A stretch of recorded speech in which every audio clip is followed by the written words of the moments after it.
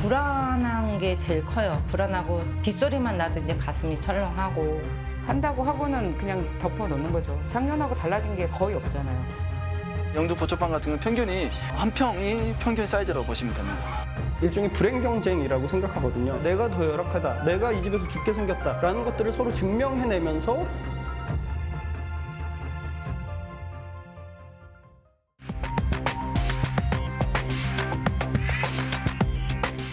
안녕하십니까, 이휘준입니다. 작년 8월 폭우로 서울 신림동의 반지하 일가족 3명이 참사를 당한 지 1년이 다 돼갑니다. 참사 직후 정부는 여러 대책을 내놨습니다. 오늘 스트레이트는 이른바 지옥고에 사는 사람들의 이야기, 그리고 정부의 주거복지 정책을 짚어보겠습니다. 이재민 기자가 나와 있습니다. 자, 이 기자, 네. 작년에 발달장애 가족이 반지하에 갇혀서 사망한 사고 참 안타까웠습니다. 그때 윤석열 대통령도 현장을 찾았잖아요. 네, 현장 방문한 사진을 국정 홍보에 활용했다가 비판을 받았죠. 네. 당시 정부와 서울시는 취약계층을 위한 확실한 대책을 내놓겠다고 했습니다. 1년이 다 됐는데 그 사이에 바뀐 게 있습니까? 안타깝지만 정부의 대책이 제대로 작동하지 않고 있는 것 같습니다.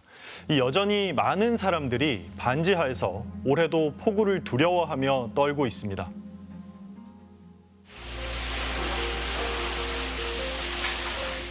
이불로 막은 문틈으로 빗물이 밀려옵니다. 반지하 집으로 내려가는 계단을 타고 쉴 새 없이 물이 흘러내립니다. 곧이어 1층 계단까지 물이 차오릅니다. 건물 밖도 물이 무릎까지 차올라 다른 곳으로 대피하기도 어려운 상황. 울먹이는 어머니를 아들이 진정시킵니다. 엄마 보면 안 되겠다. 엄마 보면 안 되겠다. 지난해 8월 물난리를 겪었던 신정태 씨는 지금도 반지하를 벗어나지 못하고 있습니다. 부모님과 형까지 네 식구가 10년 넘게 산 집입니다. 천장까지 물이 차오른 건 2011년에 이어 두 번째입니다. 살려야 되는 것들은 뭐 의자나 아니면 싱크대 위라든지 올려놓고 나갔어요. 근데 이제 그렇게 천장까지 찰 줄은 저희가 몰랐던 거죠. 올해도 집중호우가 자주 올 거란 예보에 언제든 들고 대피할 귀중품 보관함까지 만들었습니다.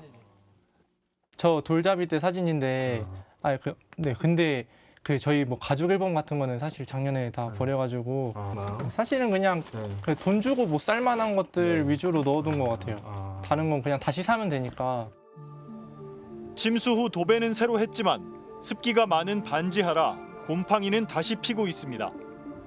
역류한 물이 들이쳤던 화장실 문도 부서진 채 그대로입니다. 불안한 게 제일 커요. 불안하고 조금만 오늘도 비가 아까 많이 왔는데 빗소리만 나도 이제 가슴이 철렁하고 그런 불안감도 있고. 집 앞으로 나가봤습니다.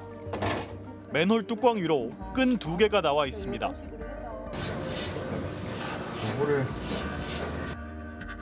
폭우가 오면 맨홀 밑에 있는 배수 펌프를 작동시키는 끈입니다. 화장실 변기나 주방 싱크대로 물이 역류하는 걸 막기 위해 설치해둔 겁니다. 하지만 지난해 시간당 100mm 넘는 폭우엔 역부족이었습니다.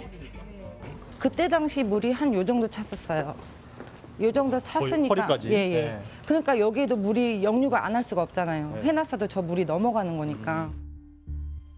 침수를 겪은 주민들이 내놓은 세간살이로 골목이 가득 찼던 작년 8월. 1년 가까이 지났지만 흔적이 남아 있습니다. 지금 물 찬 선까지 이게 지금 나와 있는 거예요. 거예요? 작년 8월 선이 여기 네, 지금 저희가 이걸 청소를 못해서 그런 거지 이렇게 찬 거예요. 물이 그러니까 여기까지 찬 거예요. 바로 앞집은 창문에 물막이판도 없습니다. 여기도 해야 되고 작년에 물 차가지고 난리도 뭐 난리. 여기 이 창문 장마를 앞두고 물막이판을 설치해달라고 구청에 신청했지만 돌아온 답변은 기다려야 한다는 말뿐이었다고 합니다. 뭐 그거를 신청 5월 3일 날 했는데 아직까지 전화도 없어요. 근데 곧 비가 많이 올 텐데. 그러니까 제가 전화를 수십 번 했어요 아마.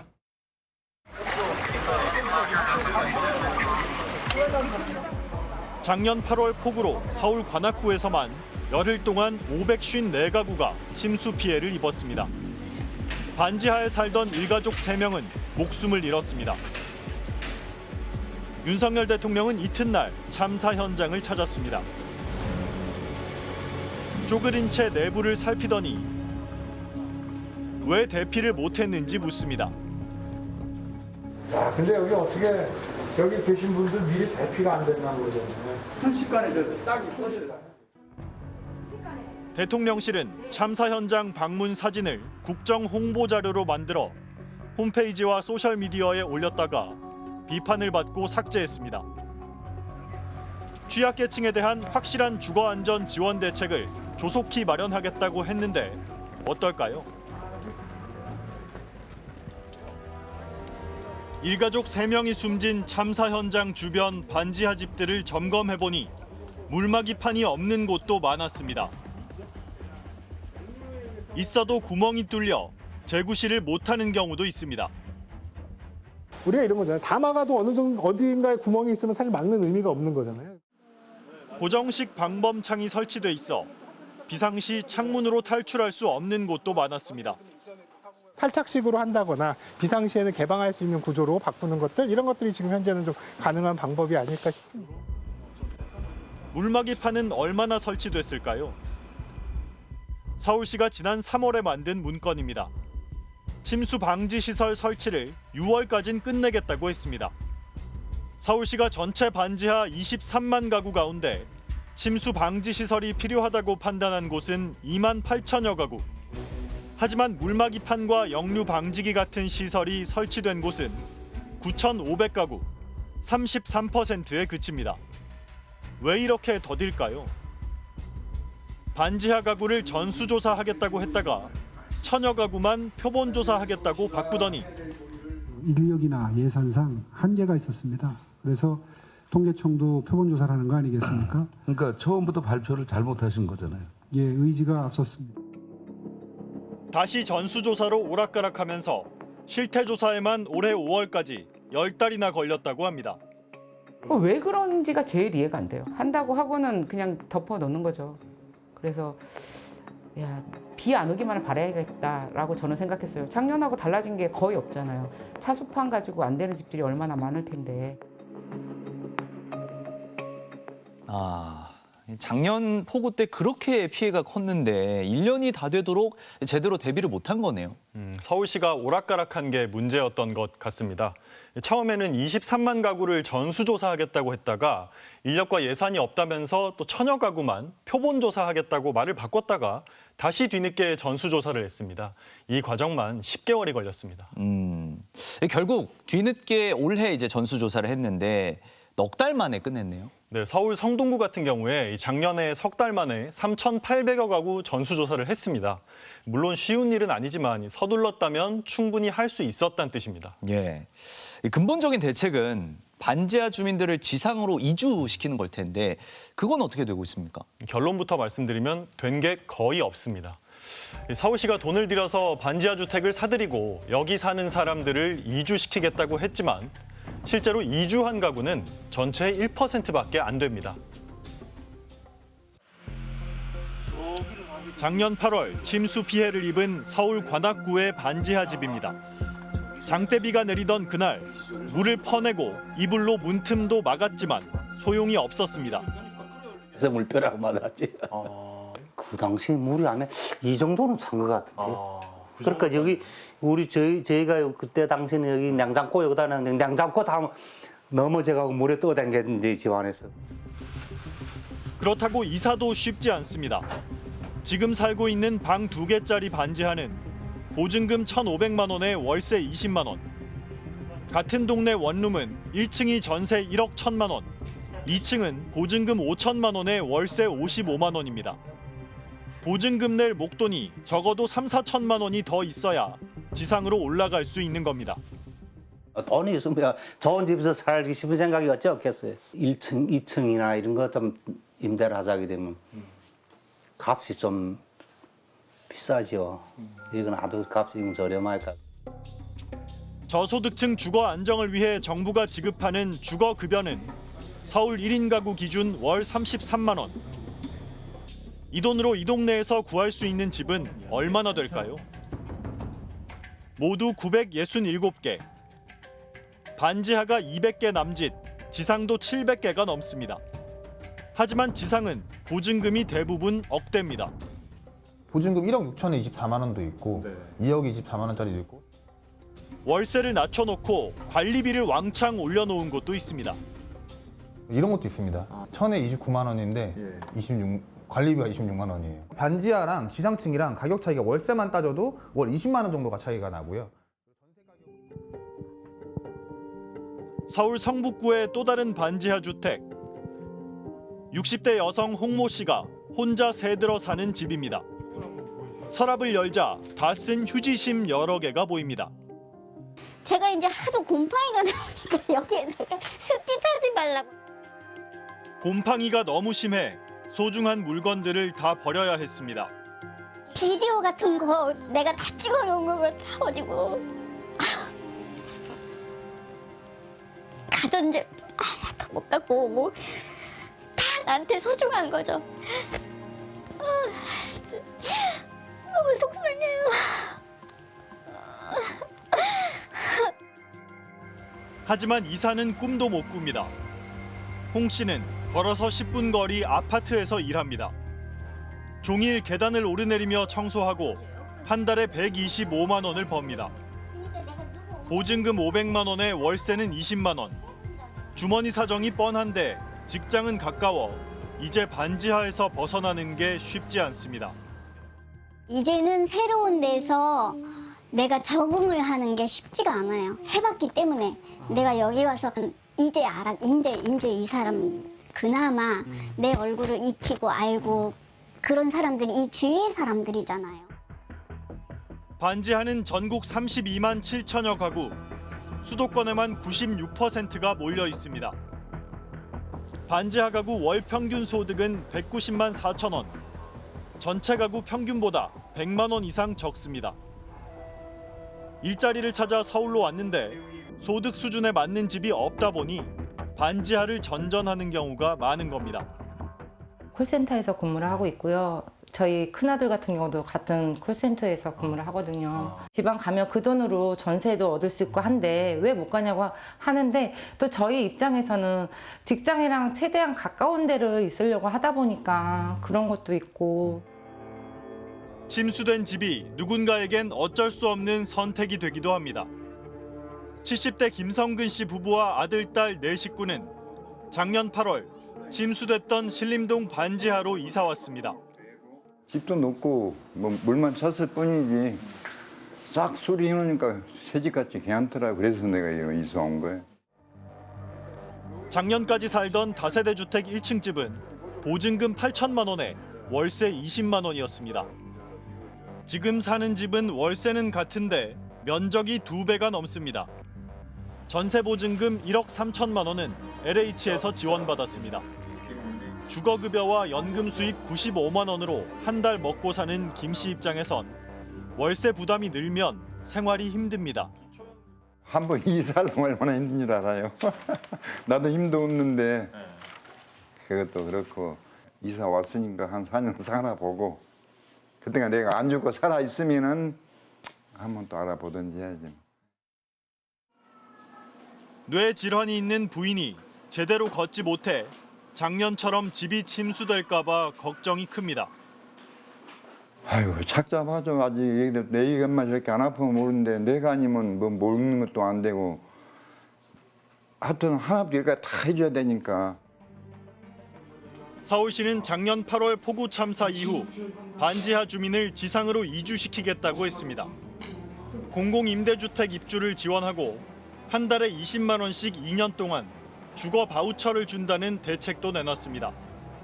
하지만 서울 시내 반지하 가구 가운데 지상으로 올라간 건 2,714가구, 전체 1%에 그칩니다. 정부가 지원하는 20만 원 정도의 월세가 과연 그러면 그 월세를 대납할 수 있는 정도가 되겠는가? 실제 그 시장 가격보다는 턱없이 낮은 가격이기 때문에 반지하에서 지상으로 못 나간 겁니다. 반지하를 사들여서 없애겠다는 대책도 속도를 내지 못하고 있습니다. 올해 5,250가구를 사들인다는 목표를 세웠지만 지난달 27일 기준 125가구, 2%에 그칩니다. 국토교통부 현행 지침상 주인이 여럿인 다세대 주택은 반지하를 포함해 건물의 절반 이상을 살 수 있을 때만 매입이 가능합니다. 재건축을 원활하게 하려는 등의 취지지만 소유 관계가 복잡해 매입 자체가 어려운 겁니다. 관악구 참사 난 데도 밑에 있는 지하지만 위에 지상에 있는 가구들이 그 집을 팔지 안 팔지 다세대인데 이런 경우는 의견을 맞추기가 굉장히 힘들어요. 근데 이걸 뭐 매입이라는 게 쉽지 않은 방식인데 처음부터 호별이라도 매입하겠다 이렇게 나왔어야 된다고 생각해요. 서울시는 지난달에야 국토부와 협의해 반지하 주택을 가구별로 사들이기로 했습니다. 반지하에서 지상으로 올라가려면 결국 돈이 필요한데 형편이 어려운 사람들이잖아요. 네. 정부의 지원이 좀 박해 보입니다. 네, 사실 이 반지하는 원래 주거 목적으로 만들어진 곳이 아닙니다. 박정희 정권 때부터 방공호로 쓰려고 만든 공간입니다. 주거 목적이 아닌데 집이 부족해서 사람들이 살게 된 거군요. 그렇죠. 그런데 반지하만큼이나 열악한 곳은 더 있잖아요. 이걸 지옥고라고 하죠. 네, 반지하, 옥탑방, 고시원을 합쳐서 지옥고라고 부릅니다. 반지하는 열악하긴 하지만 그래도 법적으로는 주택으로 분류돼서 규제를 받는데요. 그런데 아예 주택으로 인정이 안 되는 곳에도 사람들이 삽니다. 고시원, 쪽방, 비닐하우스 같은 곳인데요. 이런 열악한 곳에 사는 사람들이 줄기는커녕 오히려 갈수록 늘어나고 있습니다. 미로 같은 골목을 따라 쪽방이 다닥다닥 붙어 있습니다. 안녕하세요. 여기가 이제 창문이 없어요. 부좀 킬까요? 예. 화장실도 따로 없어 여름 나기는 고역입니다. 공동 화장실 가야 되고 그리고 씻는 것도 이제 여럿이서 이제 한 군데 같이 씻으니까 좀 그런 것도 불편하죠. 이 방 월세는 21만 원. 기초생활수급비와 기초연금, 장애수당으로 받는 89만 원이 한 달 수입의 전부라 병원비에 약값 내고 생활비 쓰면 이사는 엄두도 못 냅니다. 통장에 찍힌 18만 원이 전 재산입니다. 겨우 이제 뭐 유지해 나가는 거죠. 이사 가실 생각은 해보신 적이 없어요? 했죠, 많이 했죠. 그런데 가진 게 없으니까 움직일 수가 없는 거죠. 방이 얼마나 좁은지 살펴봤습니다. 누우면 머리를 벽에 찧을 정도입니다. 대각선으로 누워도 발을 다 뻗지 못합니다. 가로 1.9m, 세로 1.8m, 방 면적이 3.4제곱미터입니다. 여기 0.5평도 있고 2.5평에서 3평, 3평 되는 데도 있습니다. 근데 영주 보초방 같은 경우는 평균이 한 평이 평균 사이즈라고 보시면 됩니다. 주택법상 1인 가구 최저 주거 기준은 14제곱미터. 3.4제곱미터면 이 기준의 4분의 1도 안 됩니다. 하지만 쪽방은 이 법의 적용을 받지 않습니다. 집이 아니라 일종의 무허가 숙박시설이기 때문입니다. 서울에는 영등포, 남대문 등 쪽방촌 5곳에 2,400명 넘게 살고 전국에는 5,100여 명이 살고 있습니다. 빈곤 비즈니스의 대상은 보통 저소득층이에요. 이 돈 내고 돈이 많으면 그런 집에 안 살죠. 근데 어쩔 수 없이 사는 분들에게 집을 너무 좁게 한다든가 아니면 사람이 살기에 적합하지 않은 집인데 지하 같은 공간을 새로 한다든가. 집이 아닌데 사람이 가장 많이 사는 곳은 바로 고시원입니다. 노래방이나 PC방 같은 다중이용업소 안전관리 적용을 받습니다. 사람 한 명 겨우 누울 만한 방, 해질 때만 빛이 들어오는 작은 창문. 46살 오세현 씨는 20년 넘게 고시원을 전전하고 있습니다. 사기를 당해 억대 빚을 진 뒤 공사장 막노동, 음식점 아르바이트 등 온갖 일을 다 했는데 한쪽 다리가 괴사해가면서 기초생활수급자 처지가 됐습니다. 기초생활수급자분들이 많으시고요. 왜냐면 그 주거 지원이라는 이런 걸 또 받아야 되니까. 또 요즘은 이제 배달 일 업종 하시는 분 많이 계시고. 5년 전 7명이 숨지고 11명이 다친 서울 종로구 9길고시원 화재. 창문이 있는 월세 32만 원짜리 방에 살던 사람은 탈출했고 사방이 벽인 28만 원 방에 살던 사람은 숨졌습니다. 4만 원이 생사를 갈랐습니다. 사망자 가운데 4명은 기초생활수급자, 3명은 일용직 노동자였습니다. 가난한 사람들이 가난하다는 이유로 목숨을 위협받는 위험한 곳, 집 같지도 않은 집에서 살아야 하는 세상을 정말 바뀌어야 합니다. 지난해에도 서울 영등포구의 한 고시원에서 불이 나 2명이 목숨을 잃었습니다. 고시원은 18년 새 3배 가까이 폭발적으로 늘어 전국 10,000곳을 돌파했습니다. 서울시는 건축 조례를 바꿨습니다. 지난해 7월부턴 새로 고시원을 짓거나 증축하려면 방 면적을 7제곱미터 이상으로 하고 창문을 설치하도록 했습니다. 방의 크기와 어떤 창문에 대한 기준만으로는 인간다운 삶을 보장할 수가 없죠. 그래서 이제 예를 들면 부엌을 몇 명이 이용을 한다든지, 그다음에 이제 성별로 층은 어떻게 분리해야 된다든지, 세탁장은 어떻게 한다든지, 그리고 주요 이제 안전 설비라든지 비난 설비 이런 것들에 대한 종합적인 기준이 있어야 됩니다. 빗속에 진흙탕이 된 길. 400여 가구가 사는 비닐하우스촌입니다. 역류한 물이 화장실 바닥에 고였습니다. 작년엔 무릎까지 물이 차올랐습니다. 여기서 물을 퍼도 쪄가 넘으니까 못 오고, 이 물을 퍼다가 저 밖에다 버릴 때 어쩌겠어. 다리는 아프고 미쳐불제 죽지 못해 살지 참말로. 친척 보증을 잘못 섰다가 아파트를 잃은 이 70대 여성은 9년째 비닐하우스에서 살고 있습니다. 견디지 못할 정도로 더워. 여름에 뭐. 와, 더워 못 살아. 겨울에는 또 어때요? 겨울에는 추워. 펄펄펄 떨어. 고시원이나 쪽방, 비닐하우스 모두 주택법상 집이 아닙니다. 집이라고 부를 수 없는 열악한 환경에 사는 가구는 2005년 5만 7천여 가구에서 2020년엔 46만 2천여 가구까지 8배로 늘었습니다. 같은 기간 반지하는 절반 가까이 줄었습니다. 반지하 가구가 줄어든 것보다 고시원이나 쪽방, 비닐하우스에 사는 가구가 더 많이 늘었습니다. 결국은 주택에 못 가기 때문에 주택 이외로 오는 거죠. 주택은 규제 영역이죠. 그리고 사실 그나마 적정 주거 기준이라는 것을 보호받고 있는 영역인데, 주택 이외에 거처라는 건 사실은 이게 자녀 부분이잖아요. 결국은 주택에서 내가 경쟁이 안 되는 거예요.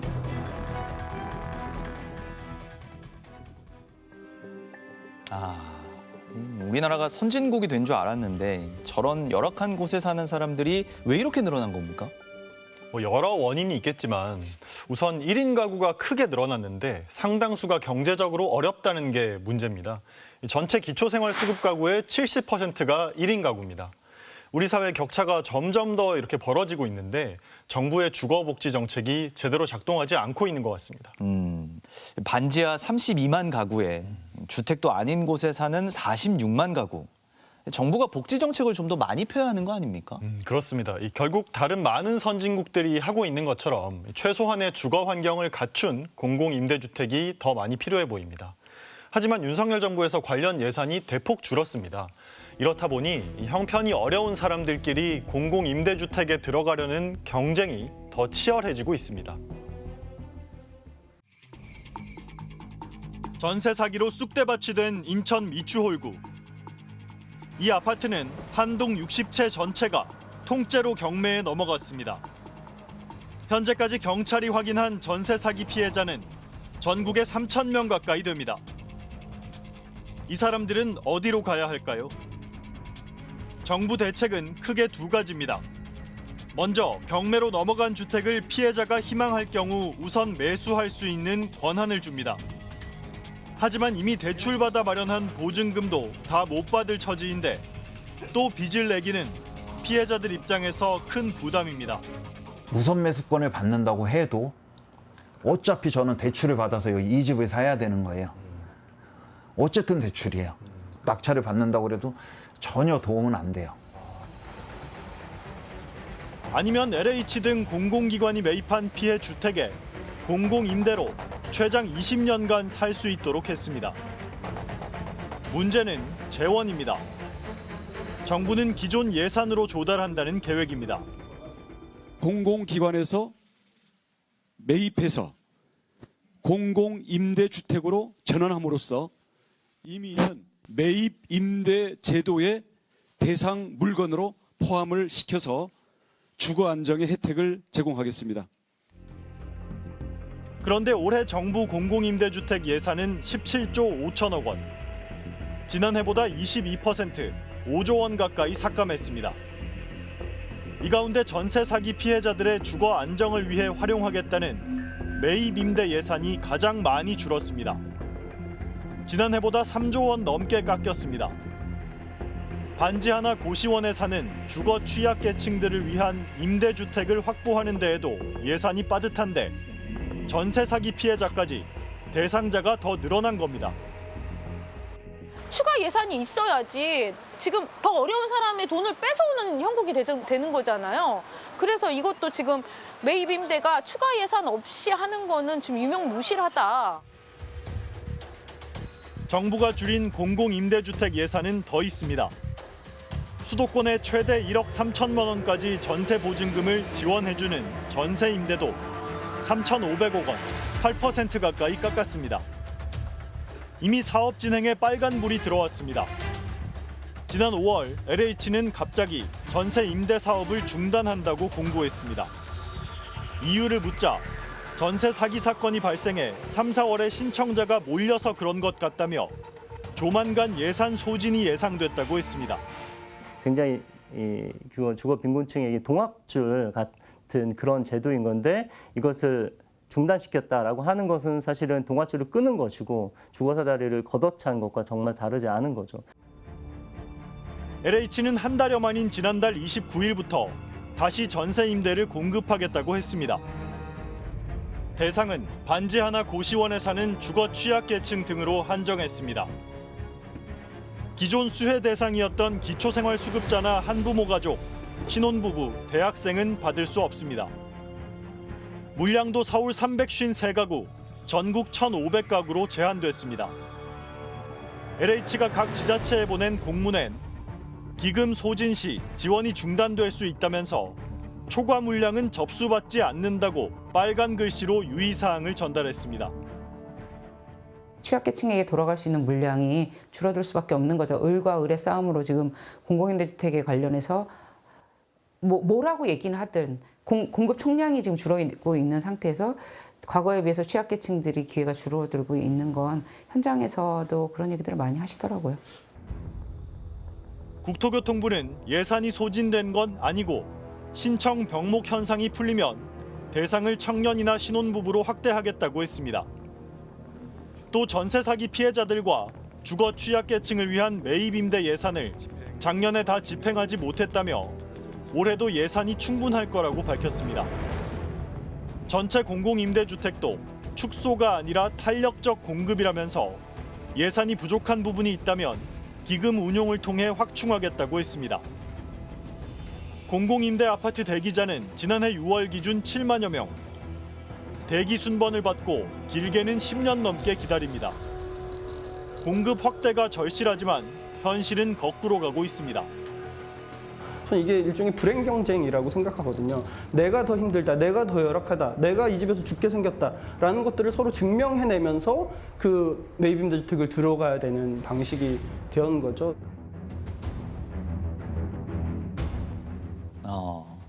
공공임대주택이 필요한 사람들은 늘어났는데 정작 정부는 예산을 줄이고 있는 거네요. 그렇습니다. 조금 뒤에 보여드리겠지만 윤석열 대통령도 원희룡 국토부 장관도 공공임대주택은 좋은 게 아니라는 이런 인식을 갖고 있습니다. 그럼 정부가 대안으로 내놓은 대책은 뭡니까? 바로 공공분양입니다. 임대주택 대신에 사람들에게 내 집 마련의 기회를 늘려주겠다는 겁니다. 윤석열 정부가 뉴홈이란 이름으로 임기 내 50만 호의 공공분양주택을 공급하기로 했습니다. 임대 대신 분양이군요.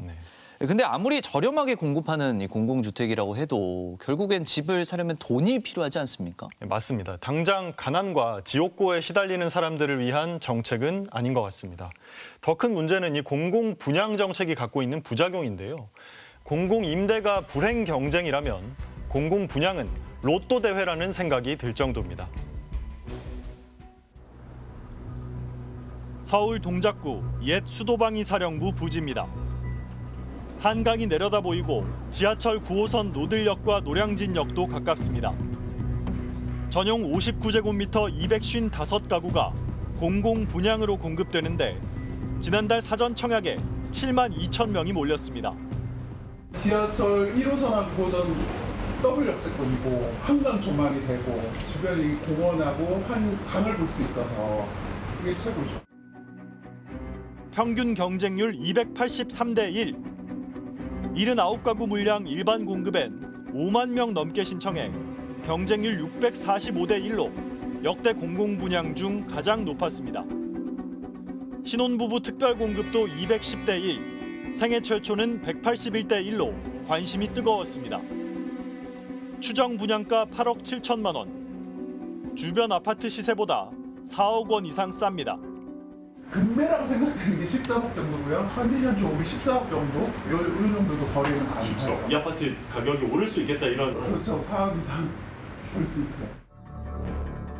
당첨만 되면 4억 원 이상 번다는 로또 분양.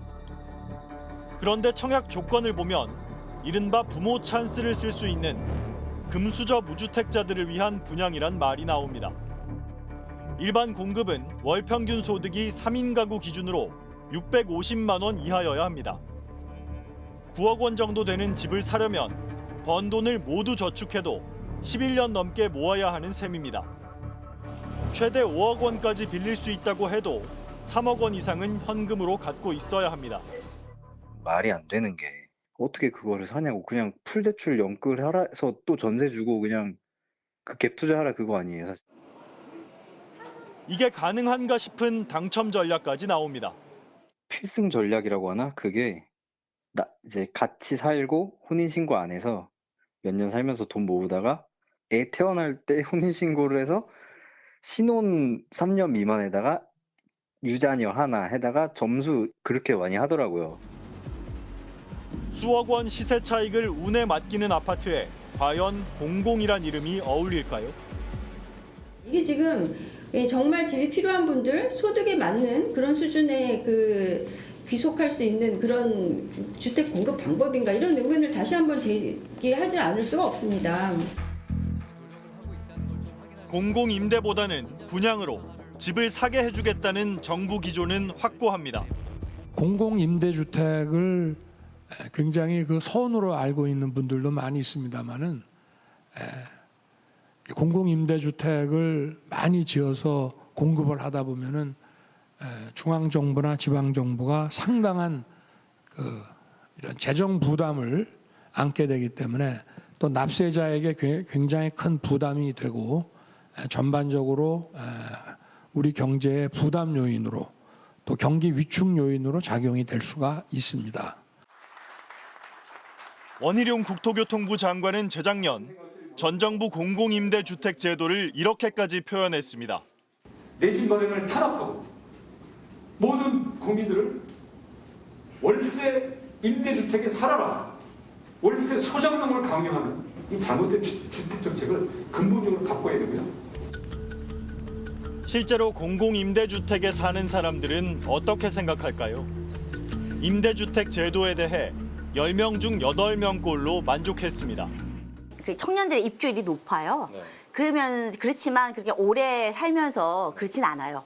다들 공공임대주택 어떻게 생각합니까? 라고 하면 내 인생의 디딤돌이었습니다. 라는 응답이 거의 80%. 영화 기생충에서 가족들이 피자 상자를 접던 반지하.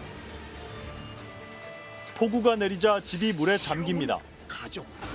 물을 따라 가족이 뛰어내려가는 계단은 빈부격차와 불평등을 상징합니다. 헌법 35조. 모든 국민은 건강하고 쾌적한 환경에서 생활할 권리를 가진다. 사람이 살만한 주거 환경은 부자들만 누릴 수 있는 특권이 아닙니다. 헌법으로 보장하는 기본적인 인권입니다. 올해 공공임대 관련 예산은 작년보다 5조 원 넘게 깎인 반면 공공분양 예산은 1조 원 넘게 늘었습니다. 서울 강남권과 동작구 대방동 군 부지 등 서울 도심권 분양도 줄줄이 잡혀 있어 흥행은 이어질 걸로 보입니다. 하지만 당장 월세 20, 30만 원을 걱정하는 주거 취약계층에겐 먼 나라 얘기입니다. 반지하주택에 사시는 분이 아무리 공공분양주택 예산을 늘린다 하더라도 주택을 구매할 수 있는 그런 목돈이 없으신 분들이거든요. 그렇기 때문에 임대주택 예산은 분양주택 예산과 같이 가야 되는 거지, 분양주택이 늘었다고 임대주택 예산이 줄어드는 것은 이것은 국가의 정책적 목표가 잘못 설정되어 있는 거죠. 빈곤층이 중산층이나 또는 이렇게 그 지상으로 올라올 수 있는 방법은 정부의 그 대책 아니면 정부의 주거복지 차원이 아니면 올라올 수가 없게 됩니다. 그러다 보면 점점 더 이 그 빈 부익부 현상이 벌어져서 양극화가 벌어지거든요.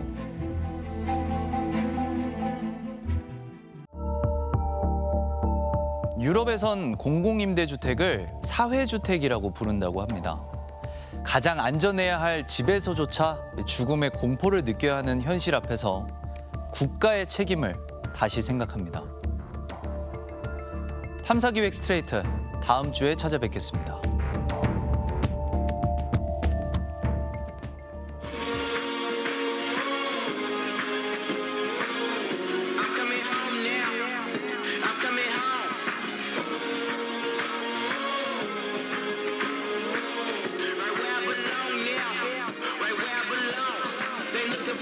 I'm looking for safety. They never gonna break me, take me down in my knees, believe I'm